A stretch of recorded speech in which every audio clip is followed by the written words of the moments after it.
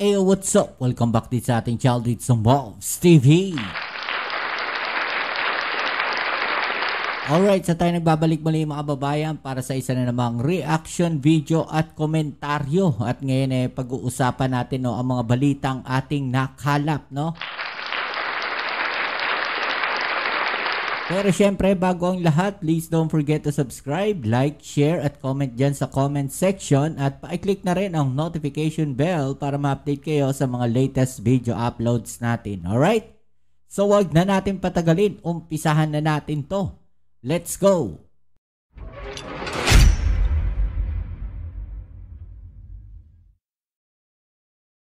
Ang pag-iisip ko, sundin natin yung saligang batas, plain and simple, na try and decide.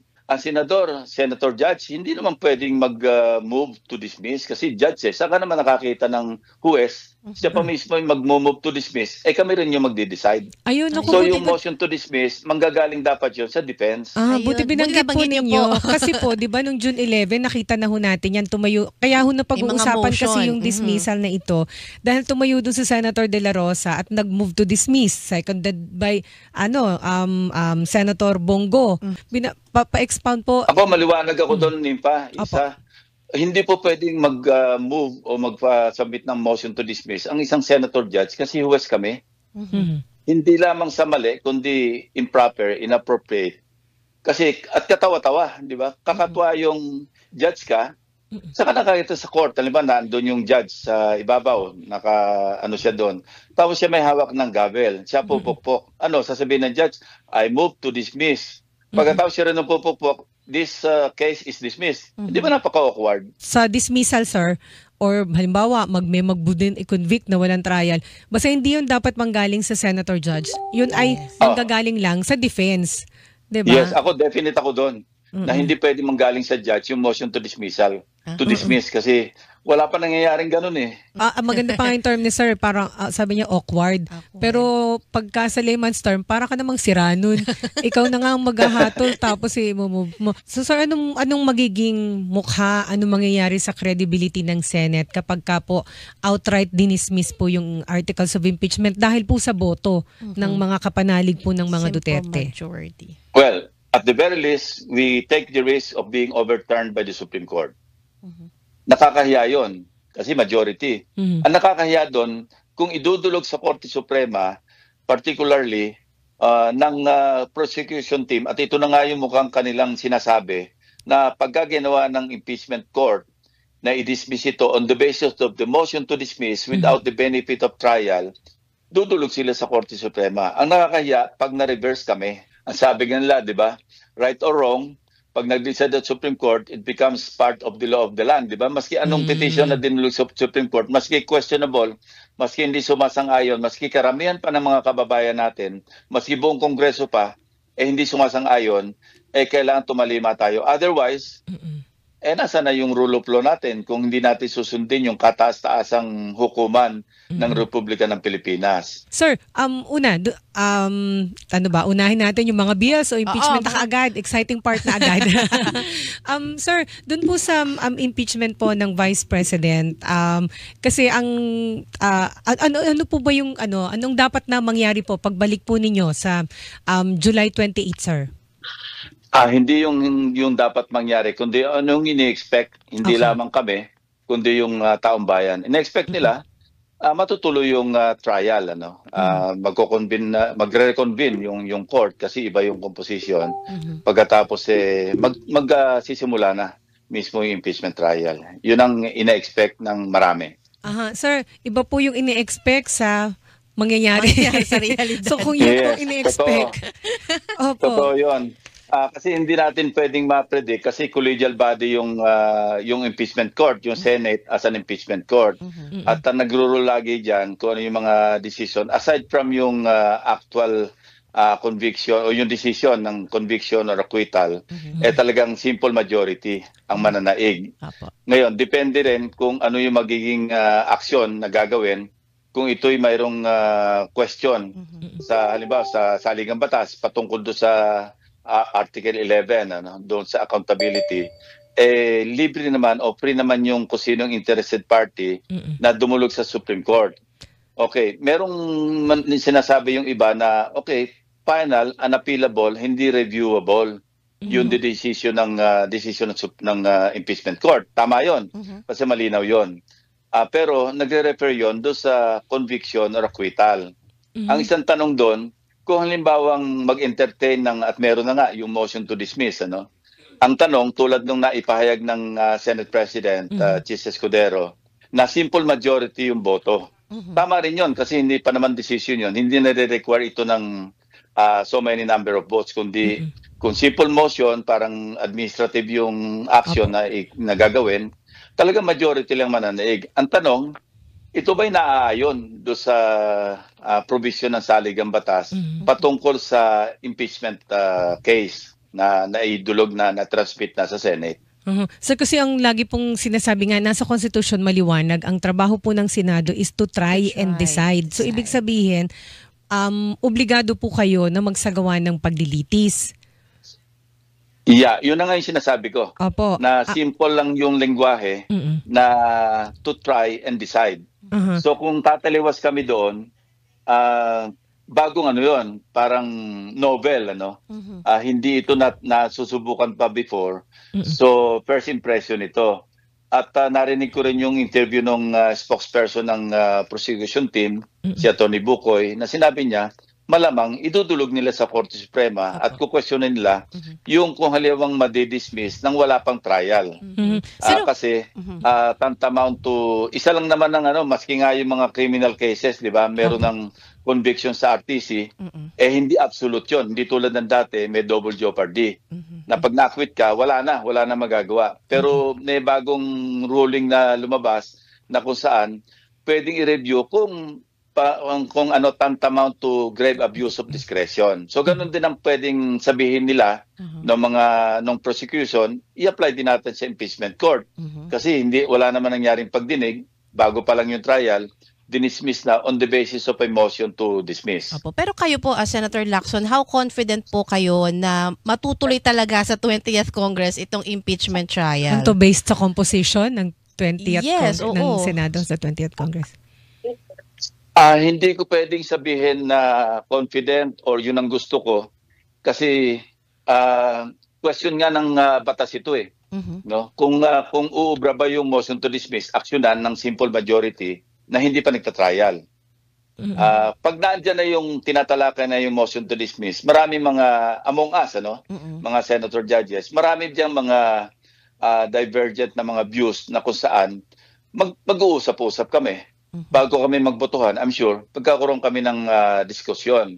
Kung hindi man debate doon sa mismong impeachment court, sa focus, pag-uusapan namin yan. Ano ba yung gagawin natin? Merong motion to dismiss. Ito ba yung action na natin, even without conducting or starting a trial? Ubra ba natin i-dismiss ito? Magkakaroon kami ng diskusyon. Ako, initially, ang pag-iisip ko, sundin natin yung saligang batas, plain and simple, na try and decide. Hindi po pwede, sa akin to ito yung aking pananaw sa ngayon kasi I have to consult also yung mga abogado ko sa office at saka yung mga kaibigan kong mga dating maestrado na dati nakukonsulta ko pagka may mga legal question na dapat kong pagtuunan ng pansin o desisyonan sa mga committee hearings namin noong araw. So ayun, klaro ang magiging boto ni Senator Lacson kapag merong tumayong senador na mag-move to dismiss, tututoy kayo? Hindi, sa akin, ang Senator Judge, hindi naman pwedeng mag-move to dismiss kasi judge saka naman nakakita ng huwes, siya pa mismo yung mag-move to dismiss, kami rin yung magde-decide. So yung motion to dismiss, manggagaling dapat yun sa defense. Buti binanggit po ninyo. Kasi po, di ba, nung June 11, nakita na ho natin yan tumayo. Kaya ho na pag-uusapan kasi yung dismissal na ito.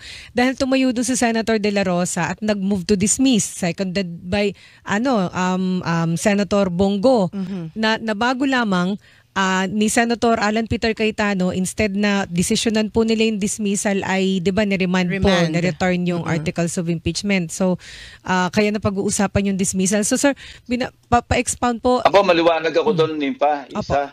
Hindi po pwedeng mag-move o mag-submit ng motion to dismiss ang isang senator judge kasi huwes kami. Hindi lamang sa mali, kundi improper, inappropriate. Kasi at katawa-tawa, di ba? Kakatwa yung judge ka, saka nakakita sa court, halimbawa nandun yung judge sa ibabaw, ano siya doon. Tapos siya may hawak ng gavel, siya pupukpok. Ano, sasabihin ng judge, I move to dismiss. Pagkatapos siya rin ng pupukpok, this case is dismissed. Di ba napaka-awkward? So hindi rin po pwede yung binabanggit po ni Senate President Chis Escudero na pwedeng i-dismiss ng Senate Impeachment Court ang impeachment case versus Vice President Sara Duterte nang walang paglilitis. Yung sa pananaw ko sa ngayon, I have to consult nga yung mga nakakalam ng malaliman sa batas. Na hindi lamang ililimit ko yung pagtatanong ko sa aking legislative staff, magtatanong din ako doon sa mga mas maalam sa constitutional law, sa provision mismo, yung Article 11, yung pag-interpret. At dapat balikan natin yung transcript kung kinakailangan, yung diskusyon, yung deliberasyon ng yung CONCOM, Constitutional Commission, yung mga miyembro patungkol dyan sa pagtalakay doon sa Article 11 para makita natin yung intent ng provision na yan patungkol sa impeachment case. Ayun. So ang sa dismissal, sir, or halimbawa magbudin i-convict na walang trial, basta hindi yun dapat manggaling sa senator judge. Yun ay manggagaling lang sa defense. Diba? Yes, definite ako doon. Na hindi pwede manggaling sa judge yung motion to dismissal. To dismiss kasi wala pa nangyayaring ganun eh. Kaya nga, di ba, nag-comment nga rin ako doon na napakamali yung judge mismo yung mag-move to dismiss ang kaso na siya mismo. Nagkataon lang na ito, 24 yung judges. Maski nga sa halimbawa, Sandigan Bayan o kaya Court of Appeals, Sandigan Bayan na lang para talagang naglilitis ng criminal cases. Saka naman nakakita ng 3 sila, pagkatapos yung isa sa kanila, mag-move to dismiss. Pagtatawanan siya ng 2 kapwa niya maestrado pag gano'n. Maganda pa nga yung term ni sir, parang sabi niya awkward. Pero pagka sa layman's term, para ka namang sira nun. Ikaw na nga ang maghahatol tapos i-move mo. So sir, ang sa ngayon po sir, kasi ang humihingi ng dismissal, sa ngayon sir ay yung pong kampo ng Vice President, nandun po sa kanilang answer ad cautelam. Ang sabi po ni Attorney Reginald Tonggol, ay yun daw po ang unang re-resolbahin pag nag-resume ang impeachment court. Kaya lang sir, di ba dun sa corona impeachment trial, alam ko meron ding motion to dismiss, pero para hiningi nila yung dismissal dun sa kanilang answer doon sa impeachment, pero hindi po ni-resolve yun ng impeachment court. Kahit sa mga korte, nandyan yung answer, nandun yung reply ng prosecution, pero diretso na paglilitis. Na trial na. Oo. Sir, kayo po, Tama. sir. Tama, sa akin tama yun. Maski sa mga ordinary mga courts, mga RTC, minsan dinidefer muna yung decision tungkol sa motion to dismiss. Italakay na muna, tuloy-tuloy yung trial. Tapos at any point, sa akin naman, ang gusto rin natin at gusto ng mga kababayan natin, makita muna yung presentation ng prosecution, ng kanilang mga ebidensya. Mas pa-appreciate namin as senator judges yung kung ano yung nilalaman ng ebidensya. Ngayon, saka pwedeng i-rule yung motion to dismiss kung walang kalaman-laman naman. Of course, hindi ko sasabing ganun dapat ang mangyari. Pero questionable pa rin yun kasi nga try and decide Kailan tapusin yung trial, saka mag-decide ang each and every senator judge na kung siya ba'y nagko-convict o nag-a-acquit. Pero at the very least, dapat makapagpresenta ng ebidensya yung prosecution team. Hindi pa nga nakapag-present. Anong basis na i-dismiss mo yung kaso? Hindi mo pa nakikita o na-appreciate yung ebidensya ng prosecution team, di ba? Parang anong basis? Opo. So sir, anong magiging mukha, anong mangyayari sa credibility ng Senate kapag ka po outright dinismiss po yung articles of impeachment dahil po sa boto ng mga kapanalig po ng mga Duterte? Majority. Well, at the very least, we take the risk of being overturned by the Supreme Court. Nakakahiya yun. Kasi kami, dapat independent body at saka malinaw naman na hindi reviewable at saka appealable yung decision ng impeachment court. Pero patungkol ito sa trial. Sa trial. Yung decision mismo ng acquittal or conviction. Pero ito, motion to dismiss, hindi effectively nag-acquit pero hindi on the basis ng mga ebidensyang naipresenta kundi technicality. So naaayon ba yun? Ito ba ano yung magiging aksyon ng Korte Suprema? Ang nakakahiya rito, kung halimbawa, majority, 13 at least 13 ang nagsabi na hindi, i-dismiss na natin. Siyempre, yun ang ruling ng impeachment court kasi majority. Ang nakakahiya doon, kung idudulog sa Korte Suprema, particularly ng prosecution team, at ito na nga yung mukhang kanilang sinasabi, na pagka ginawa ng impeachment court na i-dismiss ito on the basis of the motion to dismiss without the benefit of trial, dudulog sila sa Korte Suprema. Ang nakakahiya, pag na-reverse kami. At sir, pwede pa pong magkaroon ng crisis, halimbawa, ni-reverse kayo, inutusan kayo ng Supreme Court, mag-trial kayo. Pero yung 13 nanindigan hindi kami magta-trial. Magbobotohan pa rin po kayo kasi kung sakasakali sir, di ba? Kung susundin nyo o hindi yung Supreme Court. Walang hindi pwedeng sumunod sa Supreme Court. Ang sabi nga nila, di ba? Right or wrong, pag nag-decide at Supreme Court, it becomes part of the law of the land, di ba? Maski anong petition na dinulog sa Supreme Court, maski questionable, maski hindi sumasang-ayon, maski karamihan batas o anumang batas na umiiral sa ating bansa. Na yung chaotic na yon pagka hindi pa namin, alam ba, na-reverse kami, hindi pa rin namin susundin. Medyo kami yung at fault noon kasi Supreme Court yun, igalang natin. And then, sir, kailan po dapat magkaroon ng katiyakan kung magkakaroon ng trial o hindi? Kailangan mo ba mag-caucus kayo bago mag-convene yung Congress o yung Senate, ang impeachment court? Kasi ang kay Senate President Escudero pong style kasi is walang caucus. Pag nandyan na tayo sa floor, dyan tayo mag-usap para transparent, magkaalaman kung anong stand ng kung sinong senador, walang taguan. The presiding officer is just one of the senator judges. Siya lang yung presiding officer. Hindi siya yung masusunod. Kami magde-decide, majority sa amin na magsasabi na mag-caucus tayo. Pag-usapan natin sa caucus bago tayo pumunta sa plenaryo o do sa impeachment court mismo. Hindi po pwedeng isang tao lang magdidikta. Wala tayong caucus. Dito natin discussin. Kung ang gusto ng at least 13 ng mga senator judges, mag-caucus kami. Hindi siya pwedeng masunod. Ang masusunod, kasi demokrasya tayo Opo. So dapat ngayon, kung sumang-ayon sa kanya yung karamihan, yung majority, dito na natin discuss, yun ang masusunod. Kasi at least, kami lahat, yung mayorya sa amin, ang nag-decide na huwag na tayo mag-caucus, dito natin pag-debatihan yan. Pwede rin yun. Pero kailangan, hindi lang isang tao ang nagsasabi noon o nagdidikta noon. Kailangan at least 13 of the senator judges ang papayag na wag na mag-caucus at mag-discussion na lang kami doon sa mismong plenaryo.